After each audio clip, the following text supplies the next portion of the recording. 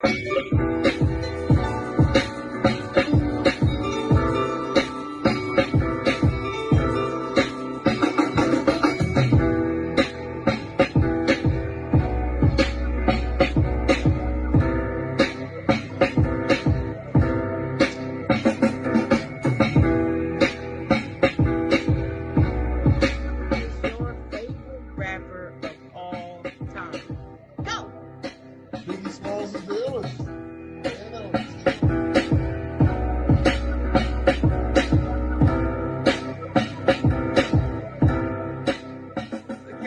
do something called the 5-star shout out.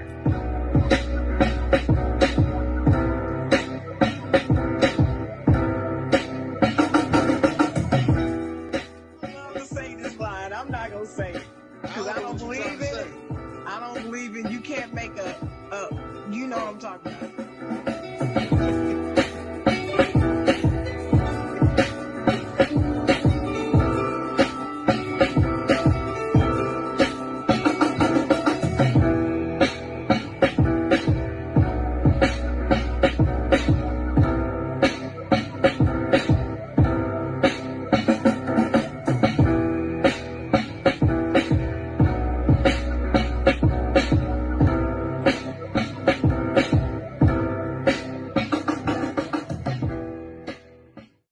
Ladies and gentlemen, how y'all doing out there today? Welcome to the Side Jawn.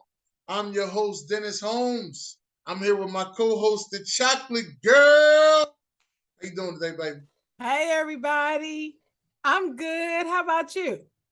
I'm doing pretty good today. I'm doing pretty good. I'm doing much better than I have been. That's better. That's good to hear. Now, today we have a special guest on here today. As you can see from the background that he has, he is not just a regular Giants fan. He's a super fan, ladies and gentlemen. Not only is he just a fan, he also has a podcast. So I want to introduce y'all to, and I want to make sure I say this right, Stephen, a.k.a. Sneakygmen.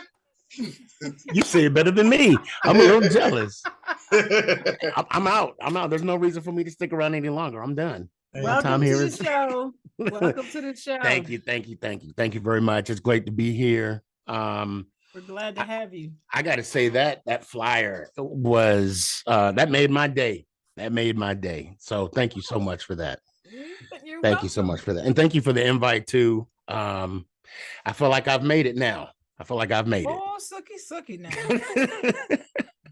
Yeah. Feel like he made it. Now, what I want to ask you, let's get into some of these questions first. Okay. When is it that you decided to go blue? You mean when I became a Giants fan? Blue. Big blue. When I became a Giant, look, it started back in, I want to say 1987. The first football game I ever watched was the Super Bowl, the 86. Well, it's called the 86 Super Bowl, but they played in 87 against the Giants. The Giants and the Broncos. I just remember my dad wanting this guy by the name of LT to sack Elway. That's all I know. Who? I don't know who that is. Who LT? Who's that? I'm sorry, what? You don't know who D. Lawrence Taylor, the real LT? You don't know who that is? I know who he is. Number 56. Yeah. And see the fun. So that's how it started. I mean, I was rooting for the team, and I remember McConkey with the towel, just being an inspiration throughout the whole game. And I just knew we were going to win that game. I just knew. And then right then and there, that was my team. I was 9. I think I was 9 years old. But when I started when I started playing football, I'll tell you, I wanted to be the next LT, but there was a problem. I was trash when it came to defense. I was bad. I thought I was good, but so then I gravitated towards Phil Simms, and I could throw the football. And ever since then, I was number 11. I studied him. I studied his 3-step, his 5-step, his 7-step drop, and I can honestly say the Giants gave me my football identity. And then in 1990, I mean, that's when I actually, I started collecting football cards, and I always set aside the Giant players. I always set aside those cards, put them in a special binder, special book, and that whole season was just a magical season because we ended up, winning the Super Bowl with Jeff Hostetler. So that was my first beginning to end. I mean, I would never watch. I couldn't really watch the games, but prior to that, that one season, I was able to catch every game. So just to answer your question, yeah, it's been a minute. It's been a long minute. And you never lived in New York? Nope. Matter of fact, I went to my first home game, my first MetLife home game last November. I'm a military brat. My dad retired in a small town called Sierra Vista, Arizona. Military town called Fort Huachuca, or they call it Fort We Got You, because once you land there, you ain't leaving. You ain't leaving. So, which was true in the case of my dad, and but I stayed. I stayed true. And the fun fact, my dad would not buy me anything Giants because they were gang related colors. That's exactly what he told me. Wow. Because it was blue and red. He would not. And the funny thing is, a family friend bought me my first Giants hat. There's a picture floating around. I got a white Giants hat with a Bart Simpson shirt on. And that's how far I go back with the Giants. And my dad did not like the fact that the guy got me a Giants hat. But he couldn't say anything because it was a gift. So, but I got my first starter pullover when I was a freshman in high school, and I got me a sweatshirt my sophomore year because he kept asking me what I want for Christmas. Well, this is what I want. Oh, them are gang colors. I can't, Dad. You asked me what I want. This is what I want. So, and then now, I guess it has some psychological damage to me because I go out and buy all this stuff every time. And that's why I'm broke right now. So. Well, at least your dad actually bought it. My dad's a Cowboys fan. He wouldn't buy me nothing. My dad wouldn't dare buy me nothing Eagles. He's a Cowboys fan? I would have disowned him. I would have looked him dead in the eye. I said, Father, you are dead to me. What's for dinner? What's for dinner, Pops? What we got? We got any toilet paper in the 2019, we both went to Texas, went to the Eagles-Dallas game. He had the time of his life. But he's a diehard Dallas fan, and he would not buy me nothing Eagles. Wow. Most of the Eagles stuff I got was through my grandma. Yeah. Because he wasn't buying it. So, like I said, at least you got yours. But besides that, how did you get the name Sneaky Gmen? Like, where the hell? What's so sneaky about you being a Gmen fan? Yeah, I'm interested in this. So so the thing is, I was traveling in the desert of the Sahara in Death Valley, and I was close to death, and somehow a glass of water appeared out of nowhere, and when I took a sip of that water, there was a man that appeared from the ground, and he said, it was quite sneaky how you got that water. And I said, yes, that's who I am. I'm very sneaky. And then I had on that same Giants hat I was telling you about, my very first Giants hat, never washed, in the Death Valley. And he said, I see you're a Giants fan. I shall call you Sneaky G-Man. So that's how I got the name. Wow. Wow. Wow, man. That is not how you got the name. You write better than me. It's one of those, I'll be honest with you, it's one of those situations where the story does not match the name. And it honestly just grew.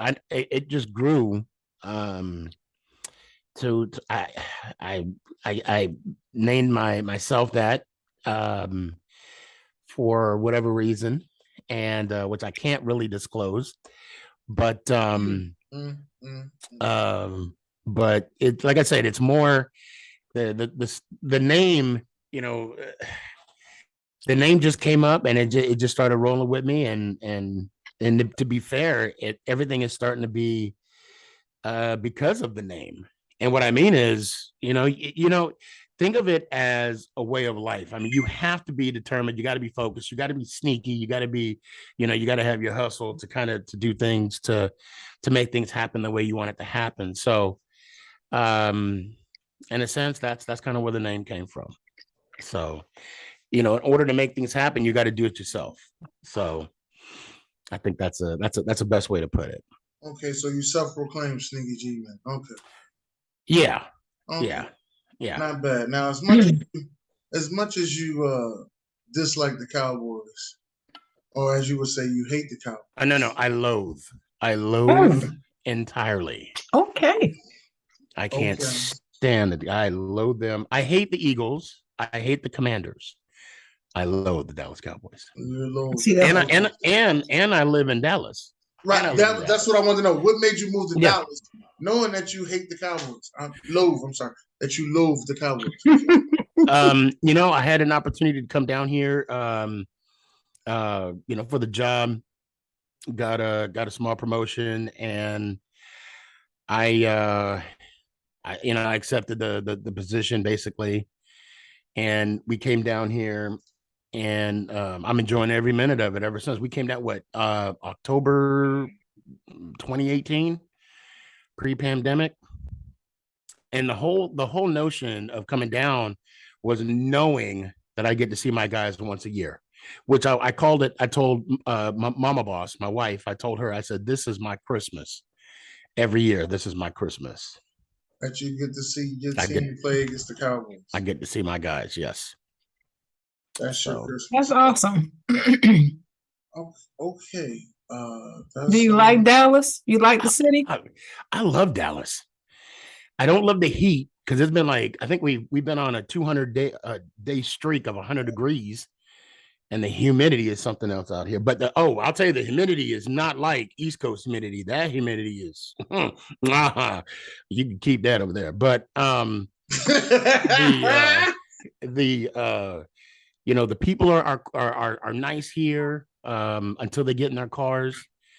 The food, everything you want is in Dallas. So, and the funny thing is, I never thought I never thought I'd live in Texas. Secondly, I never thought I would love living in Texas, especially Dallas. So, but I do. I love every minute of it. Where did you move there from? I was in Colorado. We were in Colorado. Well, okay. Don't get me started on Colorado. I'm gonna be quiet. That's our favorite. No. So that's one hell of an upgrade. You moved to Texas, if you ask me. Now Denver wasn't bad either. We lived northeast. Northeast in a small town called Brighton. And I mean small town. Military town. Well, no, it's not so much a military town. That was more like an oil farmer industrial town. I have a friend that just moved back there 2 years ago. Oh, okay. She was not a friend. She was a coworker. That's where she's from. And she moved back home to open her own store, work in the store with her mom. Take care of her mom. So she what part? There. Do you know what part? Brighton. Oh, in Brighton. Oh, okay. Mm-hmm. Okay. Move right there. Yeah, Brighton is a nice, in Brighton for a small town has everything, and I love me some beer. I love me a brew. Once in a while they got a couple of breweries out there. They they do a beer crawl a couple times a year. The community is great. I thought everybody does a beer crawl. Well, yeah, I do. Well, see, not everybody. Yeah, they. And plus the bars are so close. I mean, you could literally just take a nap, 10 feet. No, let me stop. But it's within walking distance, and not just that, just the overall community in Brighton was good, was great. Okay. So beer, huh? Beer, no malt liquor. Shoot, what are you talking about? I got me some Crown in the cabinet. What are you talking about? Oh. Got a little Douce too. I mean, don't stop. Okay. Stop. I got a little bit of everything. I'm a bourbon girl myself. Okay, I got that too. Scotch. Shoot, I got. So I can't do the Scotch thing. I don't. I can't do vodka. My daughter, my oldest, I can chug some vodka. That's nothing. she was she brought out some of the vodka and I drank some and vodka is the easiest to go down. Actually, no, my bad. It was tequila that we had. Oh, no, tequila is really nasty. I couldn't. Yeah, we found out the hard way. Tequila is really nasty. It's the fun of it. Yeah, it's the whole process. The salt and the liquor. Well, that's what we forgot. We were just drinking it straight. Now it's No. I got to do all of that. I need the process when I drink. I need. Yeah, you definitely got to trust the process. I'm Joel and B when it comes to tequila. Yeah, you got to. Dennis. He's like, what are you talking about? You said Joel and B. That was all. That's the dude. I told you. I'm just gonna say this one thing, Dennis. Remember the chocolate girls told you that if he would take his game seriously, he could be the best big man in the game and one of the best all time. I remember you saying that. He can do it. I believe in him. He could do that. And he stepped his game up. He on his way. He stayed healthy. All right, going back to your question. I'm sorry. What's the best game you've been to? Attended? Been in the audience of? The best game? Best game. Okay, so I seen my Giants play twice in Seattle, once in Colorado, and I think 3 times in now Dallas. So I'll say there's two best games I've been to. I'll say the first one was when Eli just dismantled the Seahawks. And I got to say this. Out of those, so I've been to 4 stadiums. Back then it was the CenturyLink, of course, Mile High, AT&T, and MetLife. God willing, I'll be going to a couple more this year. I got to say that the stadium in Seattle, you got to go to a Seattle game. That atmosphere, that environment is like second to none. And you got to go as a visiting team. You cannot go as the home team. That's just too easy to be a Seahawks fan and just watching the Seahawks play. Mm-hmm. You got to. I mean, I'm telling you, if Philly ever goes, or if the Steelers ever go to Seattle, they hate the Steelers, by the way, because of the Super Bowl years back. Of course, Super Bowl 40. So you would definitely feel the love out there, being a Steelers fan, watching an away game. Let me help you, Sneaky. Yes, Steelers fans feel welcome everywhere we go. Let's not get it twisted, because most of the time when you go to these stadiums, all you see is a sea of black and gold. That's all you see. Wherever we go, wherever we play. They would love Take note, Dennis. Take note. Hold on a sec. My daughter's cat is eating my cable. No. Okay, there we go. She got him now. We're good. Okay. I was about to take him and. Unscrew your face. I'm telling you. Leave that alone. Leave it alone. Let me tell you, Steelers fans, the number one group of fans all over the nation. We got the number one number of fan clubs and volume of people all over the nation. We do. You might be a close one. Mm-hmm. Maybe second to the Giants, because we just the difference between no, I can give you I can find the data and show it to you. We got the number one fan clubs across the country. See the difference between the Giant fan base and the Steeler fan base. See, for us, it's a family. We're not a fan base. We just one big family. And when semantics, when we go to, when I went up there for Fan Fest a couple weeks back, it was a family reunion. It was a beautiful thing. Beautiful thing. Dennis, I don't know why you're shaking your head because it's facts. Because they all know you from TikTok. That's why they was all excited. It was a beautiful thing. They was finally excited to see you came out of Dallas. They was excited to see you. Something must be wrong with my algorithm on TikTok or something, because I haven't seen your TikToks. And I'm on TikTok. That boy with his TikToks is dangerous. I'm about to find him and follow him and yeah. He's Sneaky Gmen on everything. Sneaky Gmen. Is it Gman? It's Gman. Gman. I'm MAN. Actually, on TikTok, it's Sneaky Gman 11. And I'll follow you right back. And he loves the number 11. So how do you feel about Eli Manning? Is it Eli Manning then Phil Sims, or is it Phil Sims? No. For me, it's forever Phil. It's forever Phil. Matter of fact, my wife knows the deal. She knows the homework assignment. That's just a beautiful gift that she got me. I don't even have an Eli Manning jersey. I'm gonna be real. I do not even have an Eli. I have a couple Phil Sims jerseys. Of course, you got to have an LT. I got a Leonard Marshall who just got inducted to the Ring of Honor. Shout out, big Leonard Marshall, number 70. Yeah, congratulations to the guys you got going into the Ring of Honor. Yeah, and Otis Anderson too. He just got inducted. Got his jersey. Ronnie Hampton from Georgia. He just got in. Joe Morris. And there's a few other Kyle. Oh shoot, I can't think of his last name. And Patton. I saw the first last names that come to mind. But and another gentleman who was a medical doctor who's been with the Giants for 40 years. They did a joint on him on NFL Network. Yeah, I know exactly. I think Ronnie Barnes. I think that's his name. I hope I'm not saying. Don't give me that. I can't remember his name, but I saw it too. He's not an Eagle, I'm horrible with names. Nothing for me to remember. I'm horrible with names. That's just that's the NFC hate that's going on around here. He was an Eagle, so it wasn't enough for me to remember. That's all I'm saying. Don't blame you. I'm cool. Now let me get happy for a second. Let me get your most hated Giants.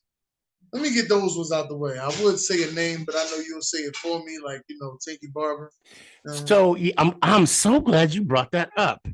I am so glad. Thank you for bringing that up. Yes, it is true. For as long as I can remember, I did not like Tiki Barber. I was not fond of him whatsoever. I'll say two of the three reasons why. I'll say one. I'll say one of the three. When he outspoke about Eli, and like I said, there was a couple other things. And the funny thing is, when I was blessed with VIP access, I'm walking in to where the seating is, and I hear this voice, and it's Tiki right in front of me. And I walked up to him and I said to him, hey, I'm the guy from the radio station that brought up, Eli. He's, oh, yeah. So we legitimately talked, I want to say for about it was more, maybe 10 to 15 minutes. And we hashed it out. What? Wait a minute. Y'all hashed it out? You know what? And the thing is, so it was never personal. I never had anything. I can't wait for Sharon to hash out some of her stuff. Hey. Only if you knew Sneaky. Only if you knew. Go ahead. Let's hear the story. I never had anything personal against Tiki. It was always about what happened on the field. And the one thing that I'm going to give him props on, shout out Tiki Barber. Yes, shout out Tiki Barber. He took the time to explain himself, and he didn't have to. He could have easily said, because I walked up to him, I said, I'm very critical of you on my show. You're not my favorite Giant. And you know what he said to me? Okay. Okay. I mean, it could have went. It could have. Okay. Well, I got to go sign autographs. You want me to sign something? If you don't, I got to go. He could have easily have been that way, but he wasn't. He explained himself to me, and I said to him after he was done, I said, you know what? Now I got to go on my show, and now I got to tell people I like you, and I hate you for that. He started laughing. He started laughing. You know, he's a look. I'm gonna be honest. He's a good guy. He yeah. And matter of fact, I did a TikTok on that, and at the end of everything, we shook hands, and yeah. Now the new giant that I disagree with, that I don't like, the new one I would say is Mike Glennon, because he didn't win a damn game when he backed up Jones after well, and I'm not going to go too much on Fromm, because he was on the practice team, and then we threw him in the game. You know, we traded from him for Buffalo. You know, the expectations weren't as high. That late practice squad trade. Yeah, I got it. You know, but Mike Glennon, I don't understand why we signed them. And granted, those people that signed them, they're not there today. So that's pretty much it. So, and of course, all in fun. I have nothing against Mike Glennon. I'd hate to be known for someone to have like a 1-16 record in the NFL, which I don't think that's his record. But it's not. We got a lot of money, so people paid him a lot of money. His pockets is deeper than mine. Yes, right. He got a lot of money to the year, so he all right. He's probably he's counting all them hundreds and be like, "Oh, Sneaky hates me. Okay, 1 million, 2 million, 3 million." Chicken wings. Chicken wings and playing with his feet right now. Yeah. He ain't worried about it. But speaking of your quarterback, Daniel Jones. Yes, there's rumors going around that he may not start the season. It may end up being Tyrod Taylor. Lies, all lies. All of these stories coming out about your quarterback. No, so it's all lies. You know y'all started that so when y'all started, there's no tears. There's going to be tears of joy, because Daniel's going to do the damn thing this year. Look, now I'll be honest. When I was out there, I didn't get a good look at Daniel. Okay, I did not get a good look at, and I did get a good look at Tyrod. Tyrod got a good ball. The ball just projects from his hand. Okay. And Tyrod's a good dude. Daniel's a good dude. And Webb is a good dude as well. But this is Daniel's team as long as it can be. Now, I know the big question is, at what point do the Giants consider pulling him? Look, let's let the man play. Let's let the play dictate on the field. And I will say this. When we were playing against the Patriots, when we had all number ones out there, Daniel looked good. There was a pocket. The offensive line stepped up. He was completing plays. We were trickling the ball down the field. And if it wasn't for Galladay's drop pass, the $75 million man, we would have had a touchdown rather than 3 points.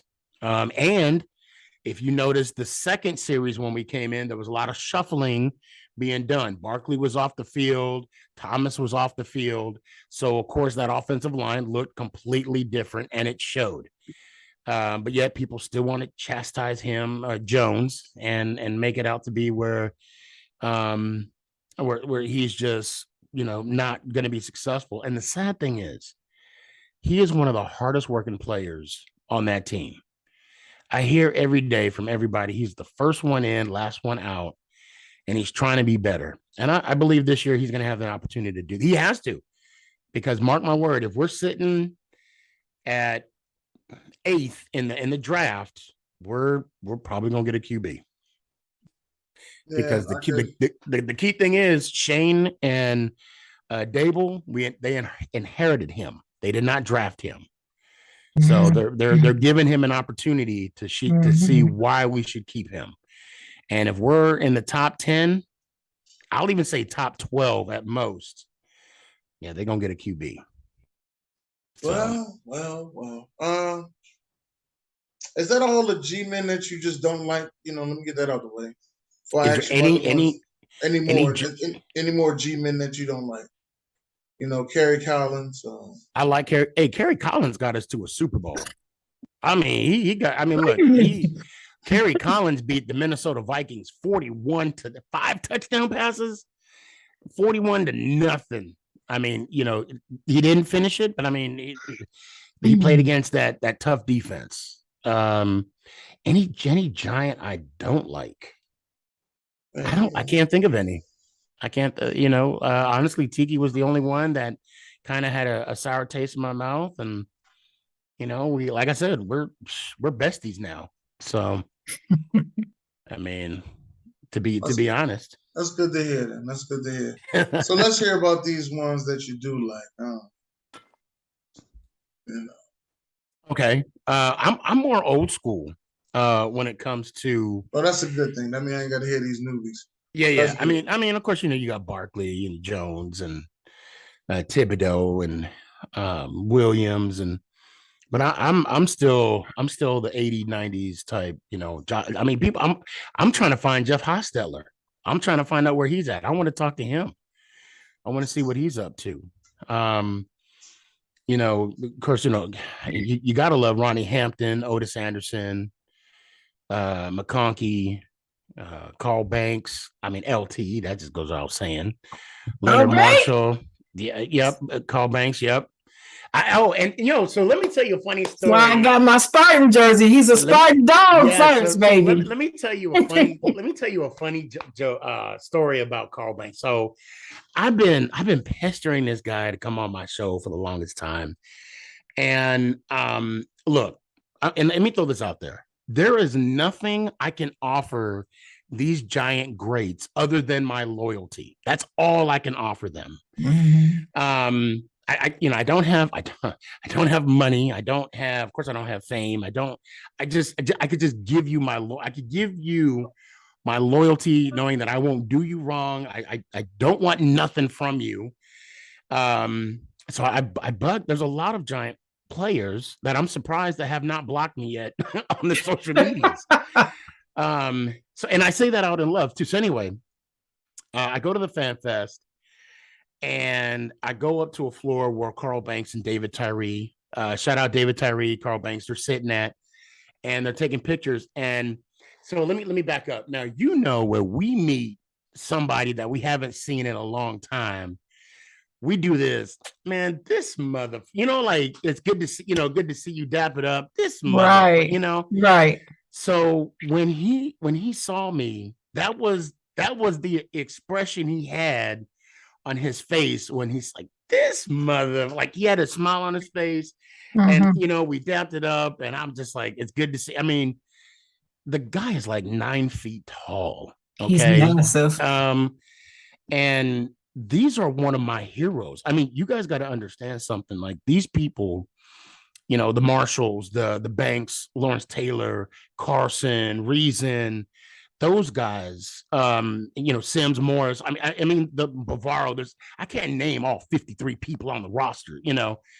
But I grew up seeing these guys, and my father, he was smart into keeping me out of trouble, because he said to me as a child, he said, you know, so you're not going to be a knucklehead or something in that reference. I said, what are you talking about? He said, someday you're going to meet these people.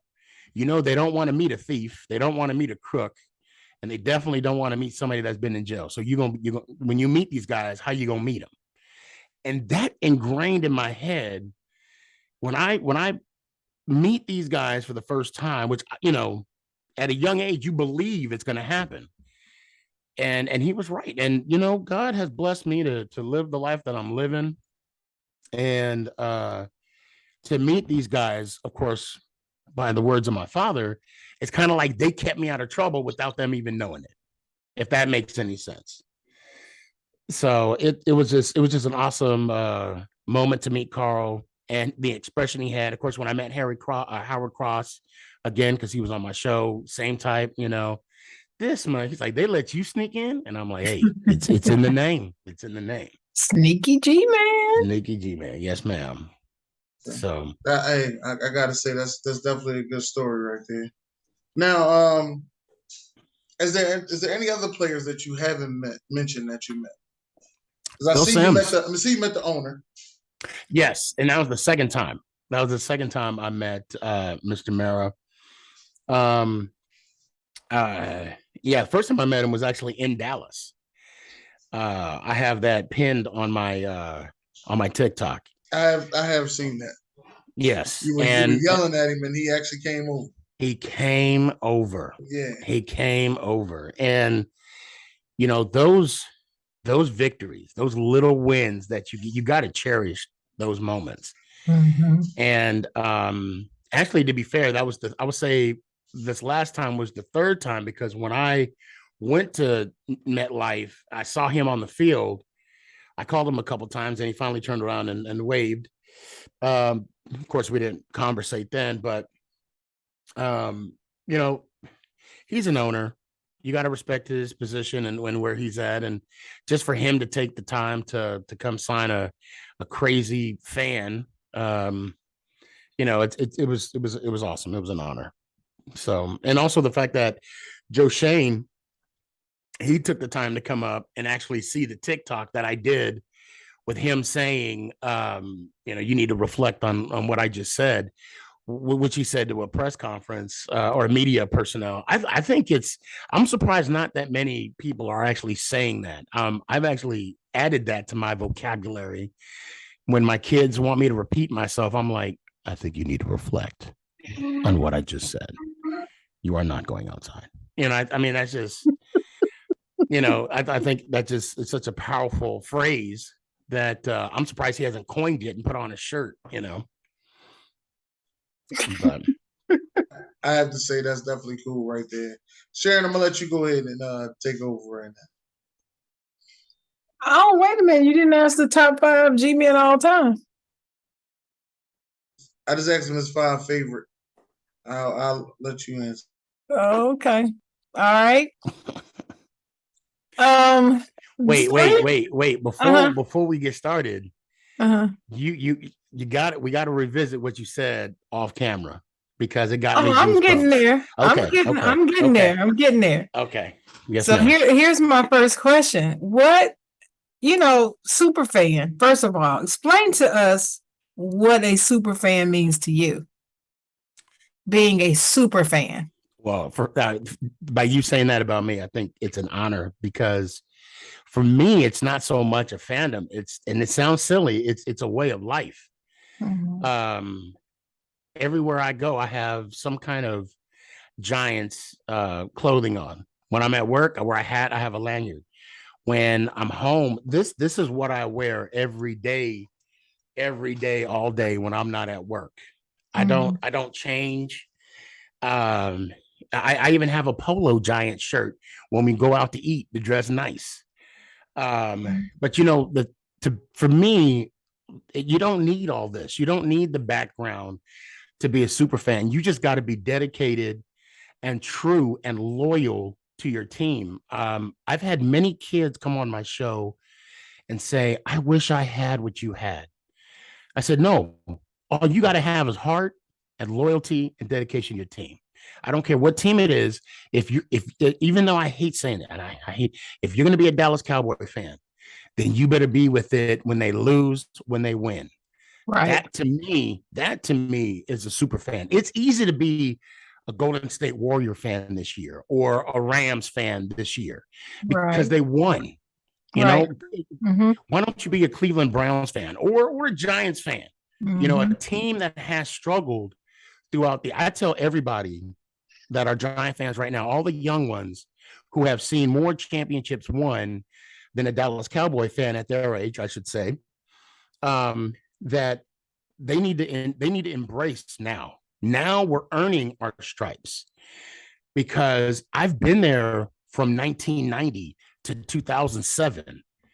I was there from 1990 to 2000 when we went to the Super Bowl and lost, and I'm like, oh God, I don't know when we're going to get back. Mm-hmm. But then in 2007 when we won, and that feeling of relief. So to me, I'm sorry, I know I'm long-winded, but to answer your question, go ahead. to answer your question, it's all about being dedicated. Mm-hmm. And if you're going to love the good, damn it, you better love the bad as well, because it's going to be bad. So that to me is what a super fan. Yeah, and true fandom is that sticking with your team, sticking with no matter what. Kills me more than people who say that they're a fan or a big fan, and then the minute they're no longer popular or winning, all of a sudden they're looking for another team. Mm-hmm. No, you got to stick with your team. You either are or you're not. So I tell everybody I do have two favorite teams. Obviously, the Giants and anybody that plays and wins against the Dallas Cowboys. Those are my two favorite teams. Well, then you like the Steelers then? Oh, yeah, of course I like the Steelers, especially when they beat them. Yeah, especially when they beat them. Yeah. Well, okay. Now, let's say you're at a game. Okay. Is there a way that you would stick out at a game that people would know? Oh my God, this is a serious gmen fan right here. How would you differ yourself from everybody else to say, "Hey, I'm the real deal, Holyfield, right here"? I'm very conservative. I sit in my seat nice and quiet. And I just enjoy the moment. Okay, now give me the real answer. The real answer, please. I don't sit down. I don't sit down. I mean, my son hates it because he sits next to me every game. Look at this. Come back there. This is like, what you mean you sit quiet? So I don't sit down. Now especially I'm in Dallas and I got Dallas fans all around me. Yes. So of course, when you give it, and the thing is, I don't talk to none of the Dallas fans until they talk to me first. When they want to initiate that conversation, I'm going to give it right back to them. So until that happens, I'm focusing on the game. I'm yelling at the refs. I'm yelling at the Cowboys. I'm just, in a sense, I'm in my own world. But once I get it from a Cowboys fan, and you can kind of judge when it's all in fun, right? Then the back and forth starts. And that's when it's fun for me, and it's fun for everybody in my section. Mm-hmm. Case in point, there's an indoor football league here in Dallas called the Frisco Fighters. They made it to the conference championship game, and I was ride or die with them up until the bitter end. The whole section I was in, we had a blast. When they did a first down, I would scream first down. When they touchdown, and everybody in our section, it's almost like we got this common bond, this common goal was to support our team, and hopefully we win. Mm-hmm. Obviously, that's not the case, when Dallas comes, but there are Giant fans around me. And I do love the fact that the platform that I have, yes, because of my TikToks, they know that they're around me, and they know that I'm one of them and they're one of me. Mm-hmm. And we're all together in this. So yeah, it gets live and lit when you're in my section. And you're not the main part of that at all, are you? No. Like I said, I'm very conservative. I eat my popcorn, my hot dog, and my cucumber sandwiches with no crust. Oh Lord! I enjoy this. I'm not buying that. I can't wait to get on this TikTok. I really can't. I already followed you on TikTok. So, I got you. But listen, so that gets me to my next question. When you're there with these other Giants fans, besides just the love of the Giants, what else is bonding you guys together? I know it's got to be more than just that. Let me explain where my question is coming from. Okay. I know a lot of people who are Steelers fans, but I'm not bonding with them because of the way they behave at the game. Right. See? So right. I'm wondering, is there anything else that holds y'all together tight? That's a really good question. Again, I'm the chocolate writer. To me, that's what I do. I'm gonna say it again. You should be the chocolate reader because you're correct. Well, that's a good question. For me, it's just I treat it, and I can't speak for every Giant fan out there, but the people, and I really don't like it when people say I have fans. No, I don't. I call my peeps. I call my family.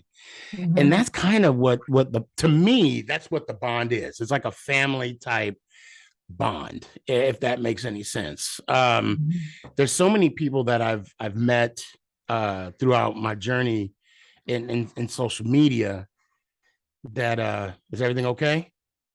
Yeah, something just flashed on my screen. I thought, okay, go right ahead. If anything happens and everything and I suddenly disappear, I'll be back on my other device. Okay, I got you. Something's looking weird. I'm about to dial 911. I'm like, I don't know where she's at, but go ahead. No, it's just like a family type atmosphere. It's just an unexplainable bond.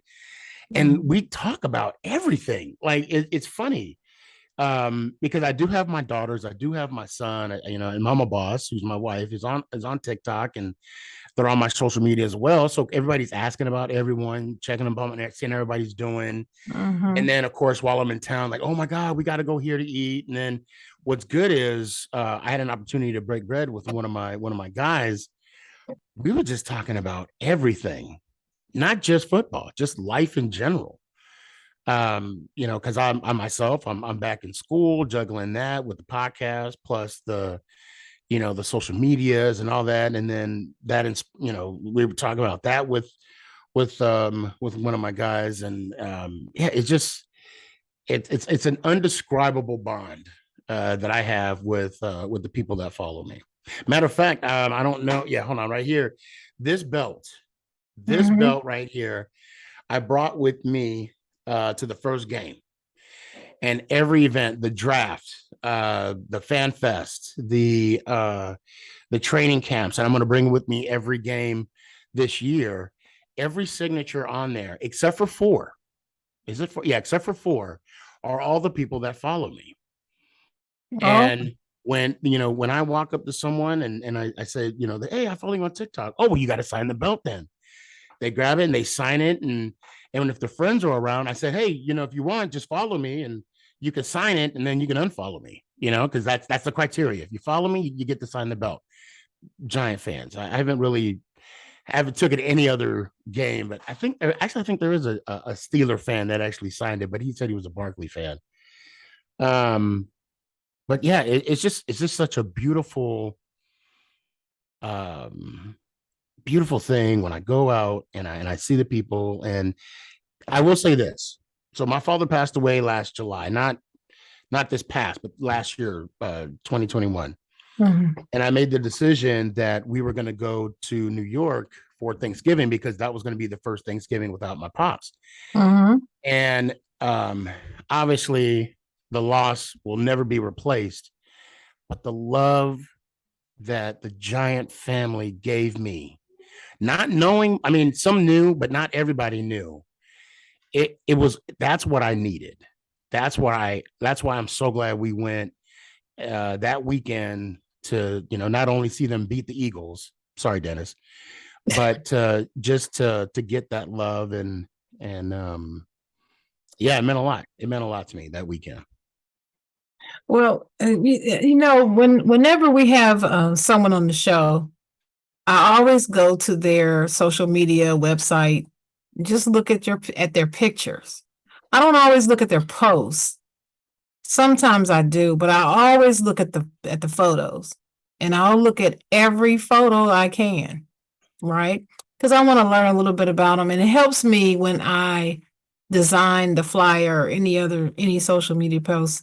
It influences my creative process. Okay.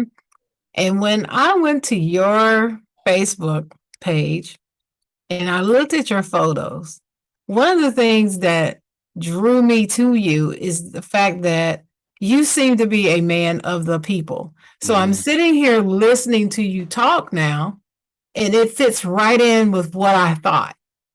I got from your photos, it appears you are a man of the people. You don't care what the person looks like, who they are, where they came from. We are Giants fans, truly a family. I can get that just from your photos before even talking to you today. So tell me, you said a little bit just now about what that means to you. But if you had to describe it to somebody who's never felt this before, how would you describe that?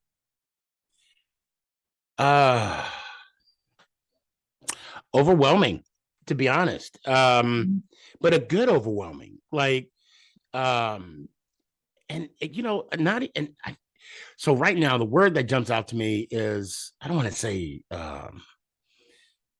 say acceptance, because you chose to follow a team, and I dedicate, like I said, it's a way of life for me, and it sounds silly, but it is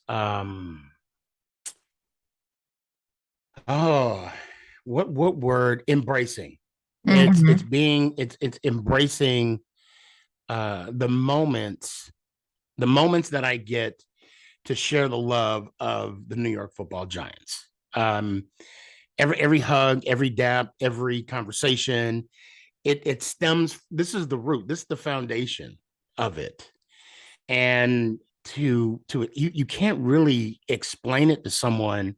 I would have to take you by the hand and say, put this jersey on, and I want you to feel what I'm about to feel right now. And I want you to embrace every moment so you got to come and you got to witness this yourself. I can't, there's a lot of things in life that you go through that you can't explain. I can't tell you what it was like when I found out I was going to be a father for the first time. I can't tell you what it's like when I found out I was going to have a son. I can't tell you what it was like when I saw my future wife, walk down the aisle. I could only grab your hand and grab you and pull you close so we can share that experience together. And I think the best way to answer that question is come September 26th. Yeah, come with me to the Cowboy Giants game. Win or loss, we're going to have a good time. Win or loss, you're going to see the love, you're going to see the happiness, the joy. And you're right. For a moment, people forget about what's going on in the world today. People forget about politics. People forget about religion. Well, unless we're, praying that the kicker makes the winning field goal. We forget about our trials and tribulations, and to be spiritual, we get to set that cross down that we bear every day for a couple of hours. And then when the game is over and we go to our normal lives, then we pick that back up and then we start trucking. So I think the best way to answer that is you got to come and experience it with me. And then you tell me what it feels and what it, what it felt and what it meant to you. That's the best way to describe it. Well, I tell you what, if I were a Giants fan, you definitely the person I want to go to a game with. I mean, the way you talk about it, it's like the best damn thing in the world. It is. It is. To you, it is. And so that's what I'm saying. If I was that big of a Giant fan and I wanted to go to a game, I would love to go to a game with you. It's sort of like to me though, you could go see anything and have a good time. I don't care. That's true. Oh, that's facts. Yeah. That's the impression that I get. From talking to you and from those photos. Again, photos tell you a lot, but like I said, I could feel through the photos that you are a genuine fan and that you're like, come on, give me your tired, you're poor, you should be standing there with the lantern, in the harbor, because that's the feeling I got from you. I want to talk about this being this Giant super fan and having the show and so forth, the podcast. And people knowing you, does that give you perks wherever you go? Do you get perks from that? Like preferential seating, or you get to backstage, or do you get, Well, I mean, I do go, like, for example, we have the Music City Mall here. And because I live in Dallas, Louisville, Flower Mound area, I do have to give them a heads up for security.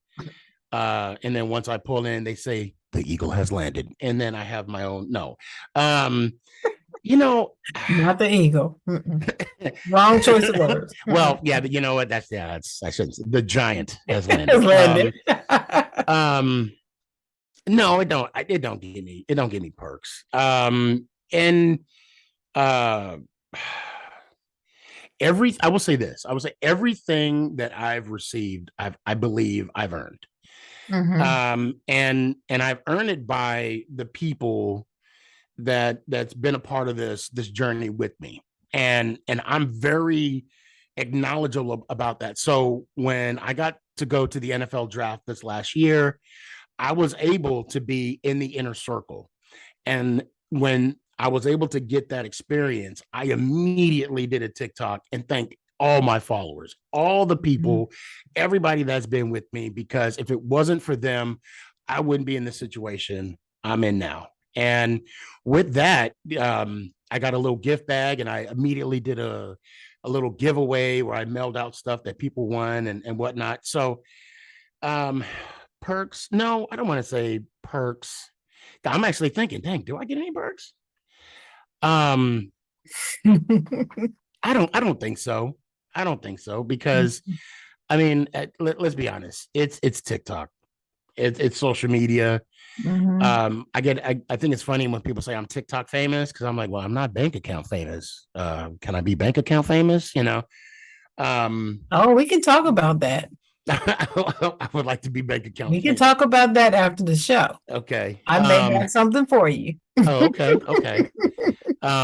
But ultimately, and perks. I don't know if I get perks. I do know that there's a barbecue place that I go to, Terry Sullivan's Barbecue down in Old Town Louisville. I mean, we get ice cream. That's a perk. Yeah, I'll take that. But I don't. You know how much I love ice cream. Oh, I get like a spoon, but I give it to everybody else. I give it to because I got, family. Well, I'm a family of 5, including myself. So I let them go ahead. I get a little spoon, and then they take care of the rest. So yeah. So yes, I do. I get some ice cream. I get some ice cream. Well, the notoriety though, that's a perk. Notoriety is a perk. It is. You don't have to be gifts all the time. But. And that, that's so right. I'm glad you put it that way. One of the cutest thing ever. I had a young, 8, 9 years old, come up to me at Grapevine Mills Mall, and are you the Sneaky G-Man? I said, yes, I am. And it's like, see, I told you. And then he ran off. I'm like, you want to get a picture or something? And then some people want pictures, and right. I do. Yes. So I do get stopped in the mall once in a while. Oh, you're that one guy I follow, and that part, I mean, it makes me feel good. My son hates it though. It's funny because like we'll walk in the mall, and well, he's built differently. And those, oh my God, I follow you on TikTok. He's like, oh God, this again. Oh Lord. So of course I'll either stop, take pictures or whatever. And I think that's awesome. I do love that part of it. So okay. Well, I just think it's great. I think it's funny that your son is like, oh, not again. Yeah, he's 15. He's probably over 15. it. Yeah. Oh, he's 15? Oh, yeah, he's over it. Yeah. Big time. That's that age. I don't care what the grown-ups are doing. I don't care. Yeah. So have you won any like NFL fan contests or anything as the Sneaky G-Man? No. I mean, contest, really? there was a it was fun. There was a big thing on TikTok where it was like a little playoff tree, and people would vote on you. So I did win one of those. Oh, okay. And I thought it was fun. I thought it was great. And then I realized I had to go to work the next day. So, was that based upon your fandom? I guess so. Everybody voted on you. They voted on you. And I do appreciate the fact that I do show up on a lot of fellow sports TikToks, top 10s or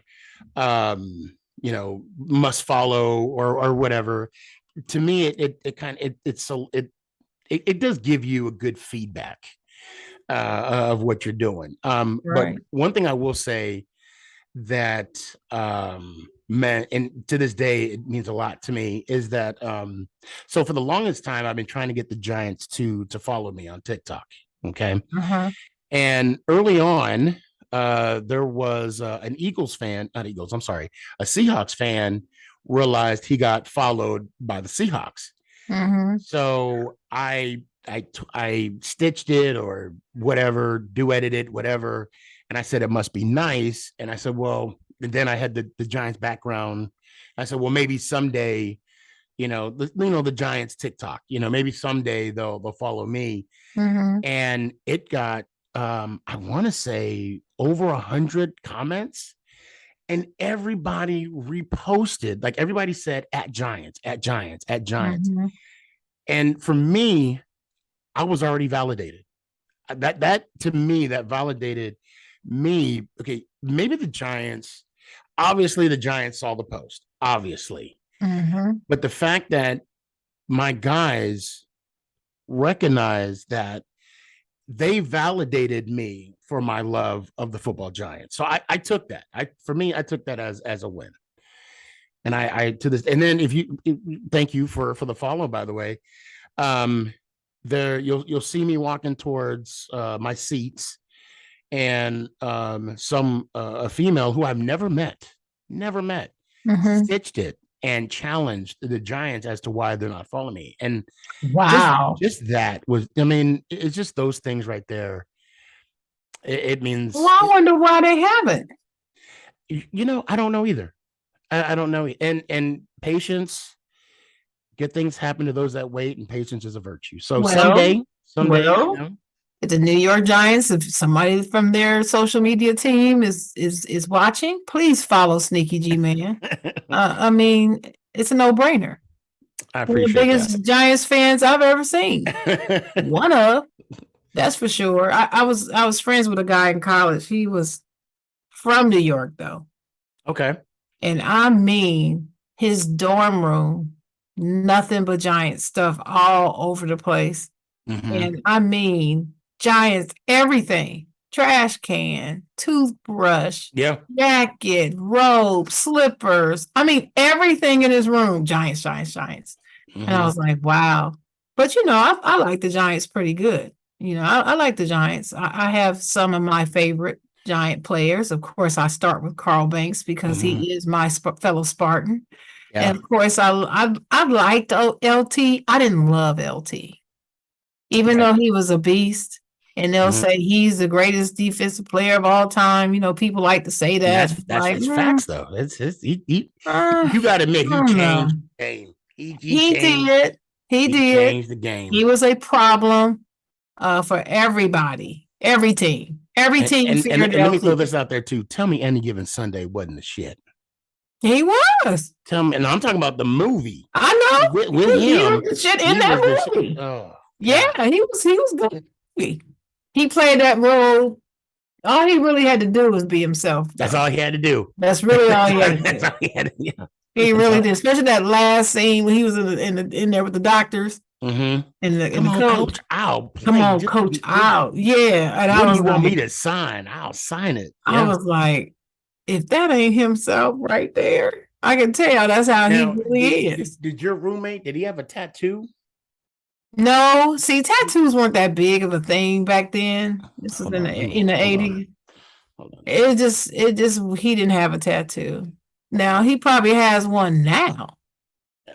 Yeah, I think he probably does now. You got a lot of tattoos. Well, it's all the rings. To come back for our tattoo show because we're gonna do a show on tattoos. Okay, yeah, I got a couple. Those are nice. They did good work. Yeah, I got some room for more rings and trophies too, sir. Oh, I wanted to talk to you about your love of Phil Simms, right? Phil Simms, I always said that Phil Simms is one of the most fundamentally sound quarterbacks I've ever watched play the game. Dennis has never heard me say that because nobody ever talks about him. Right. I'm in all these sports groups. Nobody talks about Phil Simms, right? But it's funny that we're having you on the show today because I just remember when he was playing, watching his footwork. Yes. And I'm serious. Now, I'm a big Peyton Manning fan. Mm-hmm. He's another one. You can actually watch Peyton Manning and Phil Simms and learn how to be a quarterback. Yeah. And you don't have to watch anybody else. That's how I see Phil Simms. And then you have Eli. See, I love Eli Manning. Mm-hmm. I've always loved this dude. I can't quite figure out why I love him, but I do. It's one of those types of things. I love Peyton, but I love Eli too. Mm-hmm. And he gets a lot of disrespect. Yes. There are people questioning, should he even be in the Hall of Fame? Phil Simms, not so much. That was, done deal. I could even make an argument for him. Yeah, that's what I'm saying. Yeah. Everybody said Phil should be in the Hall of Fame, period. But Eli, I'm getting all this. Oh, he had too many seasons where he had just as many interceptions as touchdowns. So what? That's just as ridiculous to me as people saying Kobe Bryant isn't one of the greatest because he took too many shots and he wasn't as efficient. Right. Okay. Or they'll say Kobe Bryant. I'm sorry. Or about Kobe, they'll say that he's a copy of Jordan. I'm like, that too. You could copy someone and break the ball. You could copy it. You still gotta. Yeah, that's another one of those things. So every time somebody says it, it just makes the hair stand up on the back of my neck because it's so ridiculous. But here's what I'm getting at. This is what I'm saying. Okay. Because when you're comparing the two, Phil Simms and Eli, they're two totally different quarterbacks. Yes. Anyway, they're both fundamentally sound. I mean, you can look at Eli and tell by the way he plays. He watched his dad. He learned from his dad. I mean, you could just see that. Right. And but if you had to say which one was greater, you would say Phil. Yeah. Would you not? For you asking me, of course I'd say that. Yes. Yeah, yes. I'd say that because you would say Phil. Because Phil Simms was my guy. And plus Phil Simms played in a different era. Mm-hmm. If he didn't, and of course the if game, had he would have gotten injured in Buffalo, he would be a 2-time Super Bowl champ as well. Right. I think so. To kind of go on what you're saying, when I realized that I was not going to be the next Lawrence Taylor, and I drafted over towards, or kind of leaned over towards Phil Simms, I said I could throw the football. The way he threw the football was it was smooth. Yes, it was just like one solid motion. He threw the ball, and you don't see it to this day. A lot of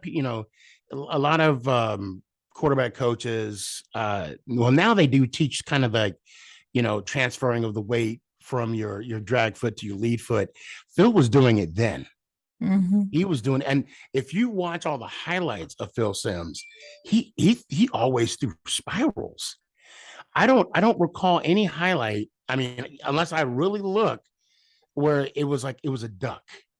Right. I'll be honest. When you look at Peyton Manning's highlights, there's some ducks there. There's some ducks. Not a lot. Right. And even with Eli, there were some ducks. That pass he threw to I don't know. Phil threw bullets. Oh, straight bullets. And he's like Ben threw bullets. Yeah. Phil threw bullets. It's like if you didn't pay attention and got hit by one of them passes. Oh, it's gonna hurt. It's gonna hurt. Yeah. Like Terry Bradshaw, another one. Bullets. Terry Bradshaw, yeah. They said when he threw the ball, when he got out of college, it whistled. Yeah. The ball made a hissing sound. Yeah. So with Phil Simms, when I studied him, I mean, I can't remember what game it was. I think when they played Chicago, regular season game. And then back then we had NFL Blitz with Keith Jackson and not Keith Jackson, Tommy Jackson and Chris Berman. So I would watch it before I go to bed, and I would watch the NFL Blitz before I go to school, and I would mimic Phil Simms' 3-step drop. I would mimic his 5-step. He had like, I mean, pristine footwork. Let me tell you how perfect. Yes. Let me tell you how perfect He his footwork. did. When I was a freshman in high school, and we were just doing 7-on-7. And I would do the 3-step, let it rip. I do the 5-step, let it rip. One of the varsity players walked by me and said, he looks like a natural quarterback. Like they actually complimented my footwork because of Phil Simms. And Eli Manning, people could say what they want about Eli, but the numbers don't lie. Undefeated in Super Bowls, top 10 when he retired in the quarterback statistics that counted completion attempts, yardage, TD passes. I mean, he's ranked 15th in game winning drives. You know who's ranked 16th? Joe Montana. So, and what really bothers me the most about Eli is not only is he getting hate from, fans, but he's getting hate from his own, not the Giants, not from the Giants, but other NFL players. Right. Yes, I've heard it. They forget that this man was dangerous and lethal until Kevin Gilbride left. I could go all day talking about and defending Eli. Yeah, you know what? I could too, because I have. And people people think they thought I was a Giants fan. I'm a Giants. See, I like more than one team. The Pittsburgh Steelers are my favorite team. Okay. No one comes before my Steelers. I don't care who you are. Cowboys, Giants. I don't care. No, you going down. And I'm talking big mess while we kick your butt. I mean, that's me.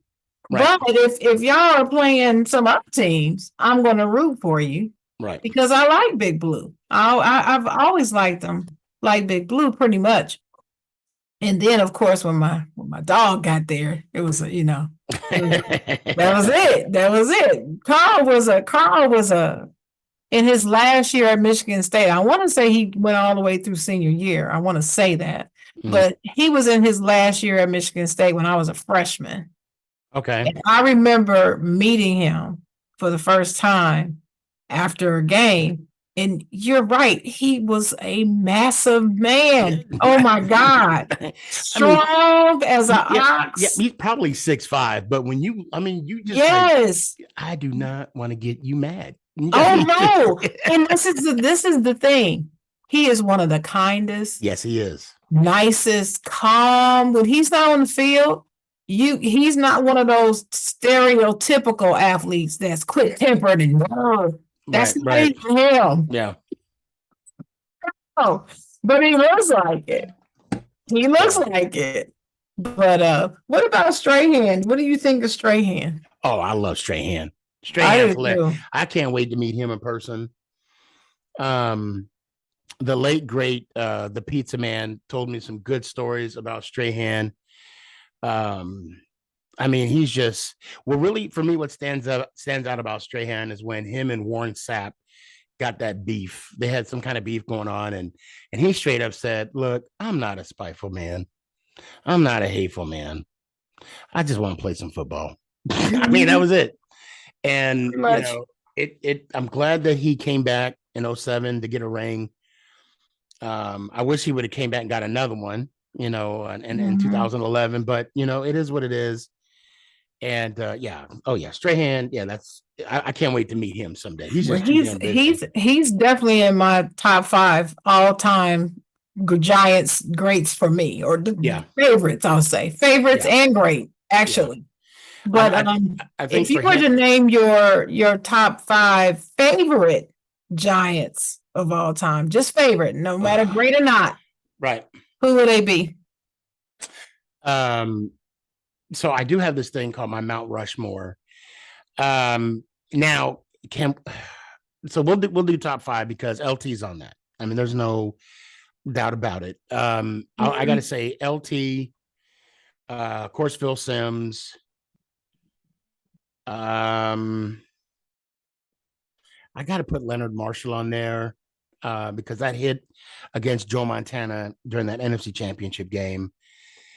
I was pissed. I'm sorry. I'm a Montana's my boy, and I was jumping up and down. I was mad about okay. My dad was a big Montana fan too, and he was like, "Shut up, boy. Shut up. He's hurt." And I'm like, "I know he's hurt. That's why I'm happy." Yeah, I was mad, man. So hurting my man. Don't be hurting Joe. So I said, I said LT, Phil Simms, Leonard Marshall. I got two more. Mm-hmm. Oh man. Then I'll tell you who mine are. And it sucks because there's so many. And it's okay. Look, okay. So I hate this. I got Leonard Marshall. And I got LT, Phil Simms, Leonard Marshall. I gotta put Banks in there. Mm-hmm. Wow. And Strahan. I'll do top 5. That's my top 5. And it's funny. I'm an offensive guy, and I got one offensive player. And there's tons of honorable mentions. Mark Bavaro, Eric Cross, Otis Anderson, Joe Morris. I mean, so many. That damn Ike Hilliard and Amani Toomer. Oh my God, yeah. I used to hate both of them, but as I got older, I started to like them. And then Amani Toomer caught that pass against the Cowboys and broke the tackle and took it to the crib. I was so did that excited. little button hook. I mean, there's so many great. Beat the Cowboys. That's all you need to do. Just beat the Cowboys. So many. Yeah, that's a good list though. That's a great list. Yeah, it's tough. Go ahead. Who you got? So my list is, of course, Phil. I'm not going in order. This thing flying in my face. I'm not going in order. So it'd be Phil Simms and Eli, of course. Mm-hmm. Carl Banks and Strahan, and the other one is Tyree. David, no LT. No LT. He wasn't. He's not my favorite. Okay. I mean, he's a great player, but he just. So here's a fun fact. David Tyree, the helmet catch was his last career catch. Yes. Even when he went to Baltimore, that was his last catch. He never caught again. But I still say that Eli to Tyree catch is one of the greatest Super Bowl catches ever. By far. It's one of them. It's in the top 5 for me. Yeah. I'm not sure where I would put it, but it's up there. But it pales by comparison, though, to that Big Ben to Holmes. I'm sorry. That to me, for me, of course, for me, I'm a Steelers fan. That's the number 1 for me.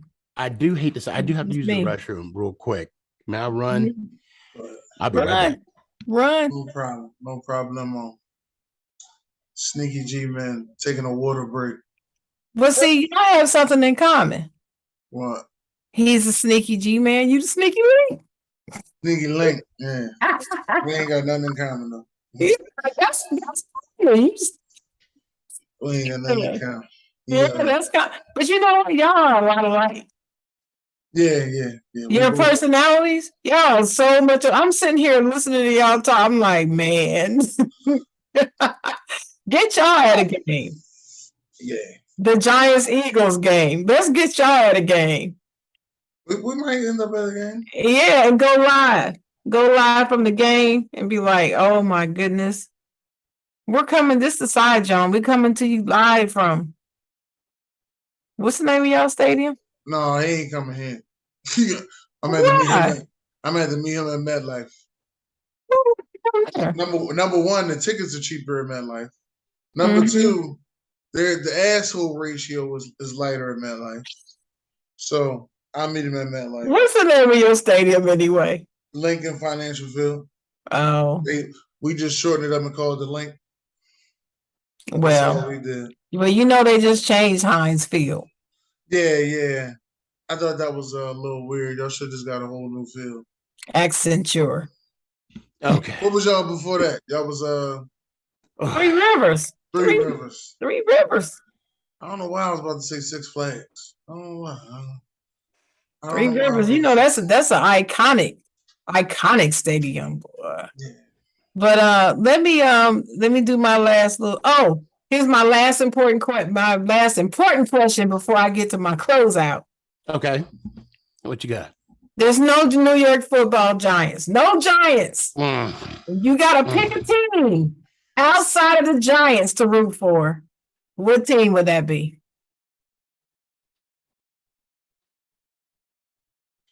I think I take up curling. Oh, come on. I take Team USA and curling. No. That would be. No. Curling is the. I need an answer. Maybe with the broom and the. Yeah, that's the curling. Yeah. I can't. And you know, want an answer. I'm doing my Tom Cruise. I want an answer. I yield back my time. I yield back. You're not Maxine. No. You're not reclaiming your time. You're not Maxine reclaiming the time over here. I yield back my time. I want the truth. What do you say? You can't handle the truth. Maybe it'll be San Fran. Y'all got to I cannot answer. I think if there was no Giants, you'd be a Jets. Because somebody asked me that question. Jets. No, it wouldn't be the Jets. Man, he almost choked when you said that. It wouldn't be the Jets. I honestly can't answer that. That is one question because someone actually asked me that question. I would be a diehard Yankees fan. I'm a diehard Yankees fan right now. I'm a Yankees fan right now as well, and I think I'd be rocking that one because I need a football team. I ain't letting you off the hook, Sneaky G man. We ain't letting them off the hook over here. I'm not Danny Green. We ain't doing that. Okay, for you, I'll be a Steelers fan. Okay, I'll be a Steelers fan. That works. Wait a minute. I'll let you have one of my 2 towels. I got 2 of these mugs. I'll share one of my towels with you. Yeah, I'll be a Steelers And I always have if you notice, I always have my towel ready nearby. Yeah. So I can rush it on them, All right. I do something when I do my interviews. I always close out with a 5-star shout out before I turn it back over to Dennis. Okay. And what this is rapid fire, 5 questions, rapid fire. You just give your quick answer. First thing that comes to mind? Yep. No explanation. Oh boy. No dissertation. None of that. Just answer. Okay? All right. Number 1. Does sugar go on grits? No. If you had to choose ESPN or FS1? Oh, ESPN all day. Flats or drums? Say what? Flats or drums? Drums. Chicken wings. Think chicken wings. Oh, okay. Oh, drums. I'm thinking of an instrument. I'm like, wait, what? So drums would be the answer. But I'm gonna go the little one you gotta break in half. You gotta push the meat down. I'm gonna go with that one today. That's the flats. I'll do the flats. Yeah, I gotta do that. There's a certain way to eat them too, right? Yeah, I just found that out. Yeah. You get them. I've been doing this for years because I worked at Peter Piper Pizza, the place that people pick, and they do hot wings. Wait, hold. Did you just plug Peter Yes, Piper he did. Peter Piper Pizza, that's the place that people pick. Hey, I worked there. I had the time of my life when I was in high school there. I'm sorry. Go ahead. That's okay. High tops, low tops. See, now I'm in the low tops. Before, if you would ask me this 5 minutes ago, but now low tops. Low tops. All right, my last question is very important. You ready? Yes, ma'am. Do you watch the WNBA? Yes. Yes. I almost became a season ticket holder. Well, I'm going to be. If we ever get that back in Charlotte, I'm getting my tickets. I love me some. Although she retired, Sue Bird. Yeah, and Diana Taurasi. I saw when she played for Phoenix. I saw her one time because I was playing flag football, and this one when she was playing for Phoenix. She still plays for Phoenix. And she just got drafted, and she was at an Arena League game, and I yelled her name out, and she turned on and looked, and I said, "Will you marry me?" That was before I realized she plays for, She got a liquor license. Yeah. Oh, Lord. I never heard that before. Training day. Ladies and gentlemen, the opinion of Dennis Holmes is not the opinion of the Side Jawn. Training day. I've never heard that. But I didn't realize that. I didn't realize it until that point. But I said, "Will you marry me?" And she was like, "I can't hear you. I can't hear you." She probably heard you too. Oh, she heard me. Yeah. She probably did, but she was a beast in Connecticut. But yes, I do watch because I think we have the Dallas Aces, I think, out here. Yes. Yeah, they are the Aces. Yeah. So I I love believe they are the Aces, Dallas Aces. I think so, yeah, because it's like a horse with wings. I think that's their logo. Yeah, real cute. But anyway, okay, so those are my questions. Thank you so much. I'm throwing it back to D. All right, well, listen, let me shake things up a little bit, man. Now, what made you start your podcast? Damn, that's a good question. I for like a year prior doing the podcast, I wanted to start a podcast, and I was doing a podcast named Truce with two other Cowboy fans that was on there. We would do it once a week. And so I just wanted to do something on my own. And so I ventured off the Tuesday, Thursday night, Dallas, Texas, 8:00, Dallas, Texas time, and just started to roll with it. And I've always had that motto, make it count. I've always, growing up, like every opportunity you get in life, you got to make it count. And so when I said make it count, the Sneaky G podcast, I mean, it was like it was made to be. It was made to work. How long have you been doing it? Well, I'm on episode. So on YouTube, it'll say episode 158. But I'm pretty sure we're over 200 episodes now, because I do a lot of OT episodes. I have a gentleman that shout out Thunder from Down Under, the Aussie giant, Elliot. He's out in Australia. We do a show once a month. I consider like an OT, overtime. Make it count. Sneaky G podcast. He comes in. He gives us his analysis all the way from Australia, which I think is phenomenal. And again, we only do that once a month, once every other month. But maybe 2 years. But over 200 episodes, I would guess. That's good. That's good. That's good. Now, what was the trials and tribulations you were going through with this podcast? With what? With just make it count? Make it count, yeah. Because you on Tuesdays and Thursdays, and I think you go for a good 4 hours a show almost, right? I did, yes. For just recently, I got picked up affiliation through Northeast Streaming Sports, and shout out to them. Shout out to Jamie. Shout out to Jamie for that. And they unfortunately with StreamYard, I could only record 2 hours. Right. So I went from 4 to 2 hours. I did do two hour segments, but then I just figured we'll just go ahead and just stop it at 2 hours. Maybe when the season starts, I'll do that. I'll jump back up to 4 again. But yeah, I've had before then, I'd have 5 hour, 6 hour, 7, 8 hour shows. And it was all because so many people wanted to come on and talk. Right. And we would bring on, have a conversation, talk about football, and or we even have a Madden tournament. So, but yeah, no.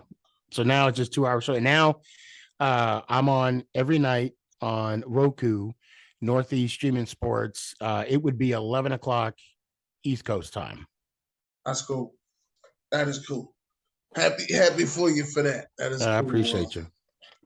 Now, I know that you're a wrestling fan, but when did your wrestling fandom start? Oh my God. So I'm not so much. No, I'm more again old school. It How old started. school? Early 80s. Early 80s. I'm talking when Hulk Hogan beat the Iron Sheik. Early Oh 80s. Lord, not the Iron Sheik. Yeah, the Iron Sheik. Oh yeah, I know. I was still watching wrestling then. When Hulk Hogan slammed Andre the Giant old, that's WrestleMania 3.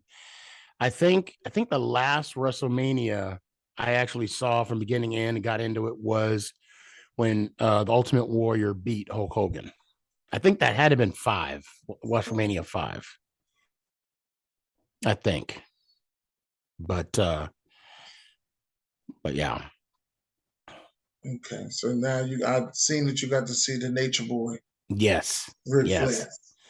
Yes, I did. Now, how was that? It was phenomenal. It was great. Good dude. It was before his very last match. Got to talk to him for a second.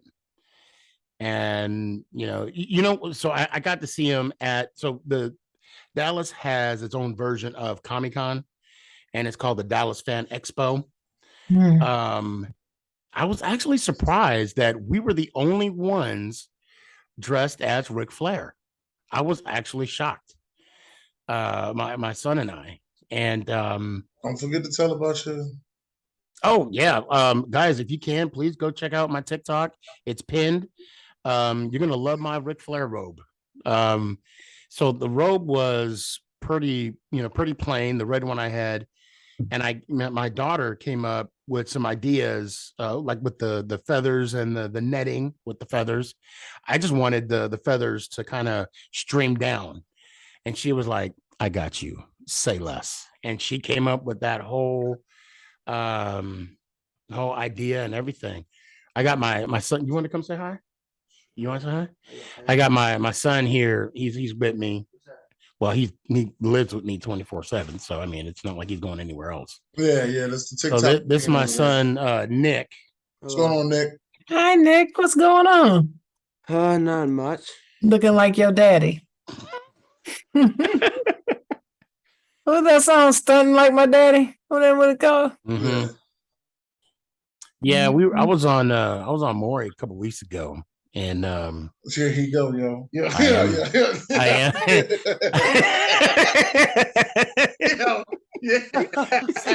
I ain't even let him finish this. That's why I'm not even looking at you right now. I'm not looking at you. I don't think his son got no clue where that story was going. Right? Like Maury, he knows. He's heard that multiple times. But you got anything to say? No, I got anything to say. Okay, I'm on. We could talk later. Does he like the Giants? Oh, come here. She asked you a question. He has no choice. Come here. I know. That's what he's getting at. Oh, he got a choice. Everybody got a choice. Nick, choice. Show me your shirt. Show me your shirt. I told you, yeah.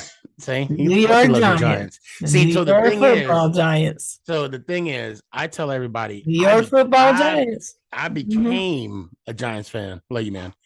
I became a Giants fan. He was born a Giants fan because the moment I found out that I have a son, I went to NFL Shop and I spent my last $50 on his first onesie and Giants hat. So I made sure. I'm going to get my grandson a Steelers onesie. Yeah. Oh, it's only popping. He already has a little football. And that's one of my biggest regrets because I didn't start. Well, to be fair, I didn't have the money to do it, but I didn't start buying Giants gear until after I had Nick. And before then, I had 2 other girls. I had Sierra and Sienna by then. Nice. And which one did the robe? Sierra or Sienna? The oldest, Sierra. Sierra. Okay. Well, Sienna helped too. Shout out to the family. Yeah. She put more jewels onto the what do you call it, robe itself. So yeah, they took care of me. They took care of me. That's great to hear. Great to see that you got to meet Ric Flair. I'm going to end it with this. I really hate playing the Giants. And a lot of people ask me, why do I hate playing the Giants and not the Cowboys? Because we could lose to the Cowboys during the season twice. We'll still make the playoffs. We can't lose to the Giants twice. No. We just can't. No. And playing the Giants during the season seems like it's always a make or break of our year. And I don't know why, but it's always feel like that. Right. Like, oh, we need this game. It's always we need this game when we play the Giants. It's never just like, oh yeah, this is the Giants. And they can suck, but if they beat us, it hurts like hell. Like it messes up it messes up the whole team's demeanor. And he talks about this a lot. Losing to the Giants. He talks about that. That's why when I talk to Cowboy fans, they just be like, "Oh dear, well we own y'all. Who cares?" I know. I hate it when they say that. Who cares? Like, you know what I say to them? Oh well. Yeah. How many of you seen? Yeah. How many of you? When I get the hit with the "we own y'all" or Dak owns the Giants, I come back and say, "Yeah, well, Dak don't own a Super Bowl ring. Dak don't even own a damn NFC Championship game appearance." So I don't want to hear it. I don't. And then when they say you got to compare Jones and Dak, who'd you rather have? I said, well, neither been in the conference game, and Dak's getting paid a lot more. So you tell me. So I just leave it at that, and that normally shuts them up. So, well, we're gonna have to end this great interview. Hopefully, we'll have you on again. Sharon said she definitely want to have you on for the tattoo show. Okay, you got tattoos with promises. I got a little bit. I got a little bit. With promises that you'll win another one. And I'm about to get I got to add a couple more after this season. I'm just saying. After what? Speaking of the season, before we go the whole week, what are your expectations for this season? 17-0. What are you talking about? All right, now put the Kool-Aid down. Now, what are your expectations for this season? You just need to reflect on what I just said. No, you might need to reflect on what you just said. You might need to reflect on what you just said. Hey, I salute you for that answer, because everybody keep telling me we gonna be at the basement of the AFC North. All I hear. We'll be right with you. That's all I hear. Both of y'all sleeping the steps in the projects. We were told that last season. You see, we finished second. That's all I got to say about that. Sweeping. There's people that sing in the choir, and there's other people that clean the church. Sweeping. I'll be singing. I'm gonna be singing. Sweeping. Stir up the gift. No, let me stop. Sharon, you got any last words? Yes, I do have some final thoughts. My conversation with you today, Sneaky G Man, got me thinking about that word loyalty. Mm-hmm. And one of my favorite coaches of all time was the late, great Pat Summitt. May she rest in peace. The former coach for the Tennessee Volunteers women's basketball team. Coach of the century is what I call it. Multiple national championships. Multiple games. She passed, what's his name? The winningest coach ever. Yep. Dean, yeah. So her quote was, if you want to develop loyalty, the first thing you have to do is demonstrate it. And that is very key and very profound. A lot of people walk around talking about loyalty and how they're upset because people aren't loyal to them or they're not loyal to the team.